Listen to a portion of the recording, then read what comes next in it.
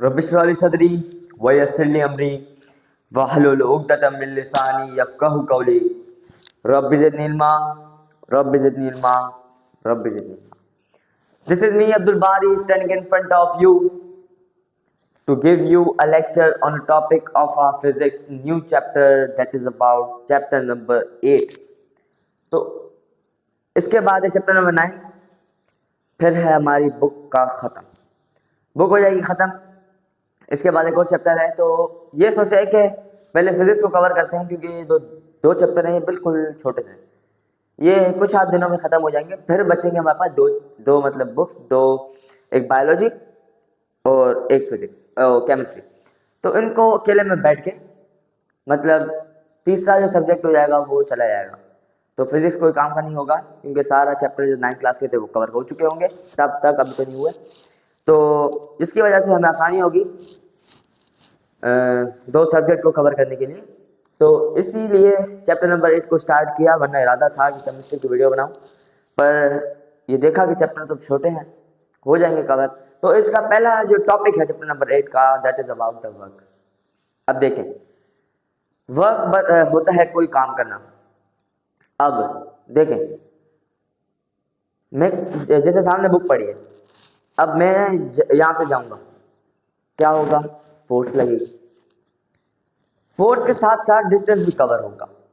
अब उस डिस्टेंस के साथ साथ कोई एंगल भी होगी कि मैं स्ट्रेट गया 90 डिग्री एंगल से, थोड़ा सा कर्व हुआ 60, 80 या कोई एंगल आप बता दें, तो force multiply by distance multiply by cos theta, इसको कहते हैं वर्क। वर्क है the product of force.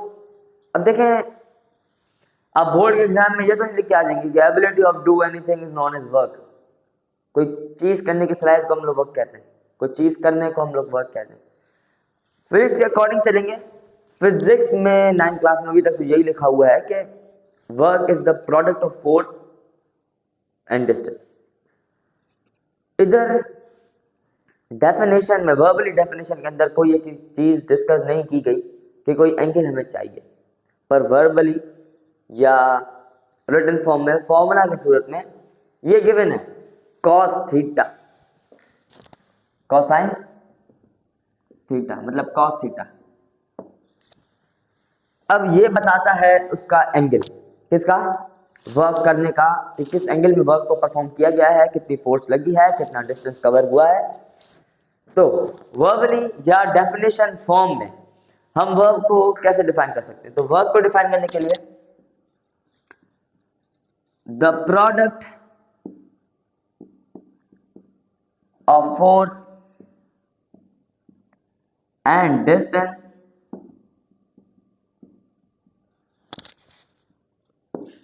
is known as work।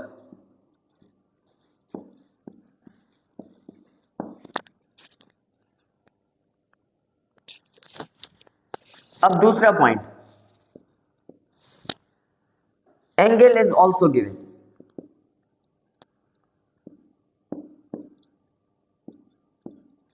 अगर किसी में एंगल गिवन नहीं है तो आप उसको 1 कंसीडर करें। आपको मैंने पिछली वीडियो में सिखाया था, पिछली वीडियो में, कि अगर कोई चीज, अब देखें यहाँ पर है वर्क का फॉर्मूला FD cos थीटा। अगर आपको डिस्टेंस नहीं मिला हुआ तो आप उसको 1 कंसीडर करें, फोर्स 10 कर लें, इसको भी 10 कर लें, 10 10 जा 100। तो इस तरह आप लोग सॉल्व कर सकते हैं अगर कोई चीज गिवन नहीं है। तो इसका फॉर्मूला लिखते हैं, फॉर्मूला आप डेफिनेशन से बनाएं तो ज्यादा बेहतर होगा। Product of force and displacement, मतलब force multiply by displacement, displacement बोल रहा हूं, distance is known as work. अब इधर वर्क की डायरेक्शन नहीं गिवन, वर्क की बोल रहा हूं, वर्क तो एक वो है ना, वेक्टर क्वांटिटी, इसके अलावा क्वांटिटी नहीं है क्योंकि इसके अंदर डायरेक्शन आपको गिवन रिक्वायर्ड है, क्योंकि इसकी वजह से आपको वेक्टर क्वांटिटी कह रहे हैं। तो अब इसका एक क्वेश्चन करते हैं, रिलेटेड है इसके साथ ही, वर्क के साथ ही। सॉरी एक चीज आपकी रह गई, वो है इसका SI यूनिट। अब देखें, SI यूनिट आप फॉर्मूला के मुताबिक बनाया करें। Work is equal to, force का है न्यूटन, डिस्टेंस का है मीटर, तो है इसका न्यूटन मीटर वर्क का। पर अब इसको हमने कंसीडर किया है जूल में, इसका एसआई यूनिट है जूल, मतलब 1 जूल इक्वल 1 न्यूटन मीटर, मतलब 1 न्यूटन की फोर्स लगी, एक डिस्टेंस मीटर कवर हुआ तो बना 1 जूल। उम्मीद है आपको क्लियर हो गया होगा। अगर कोई कंफ्यूजन हो तो आप पूछ सकते हैं कमेंट बॉक्स पे। अब आते हैं हम लोग इसके क्वेश्चन के ऊपर, मतलब एक क्वेश्चन आपको गिवन है बुक के अंदर वर्क के रिलेटेड।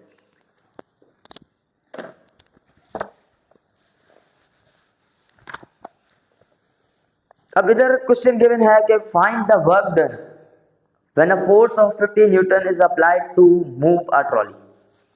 हमें वर्क डन मालूम करना है यहाँ पर किसकी, जबकि एक फोर्स ट्रॉली की वर्क डन मालूम करनी है जबकि हम उसके अंदर फोर्स लगा रहे हैं 50 न्यूटन का, और उसको हम फोर्स लगा रहे हैं 50 न्यूटन का, डिस्टेंस वो कवर कर रही है 200 मीटर का।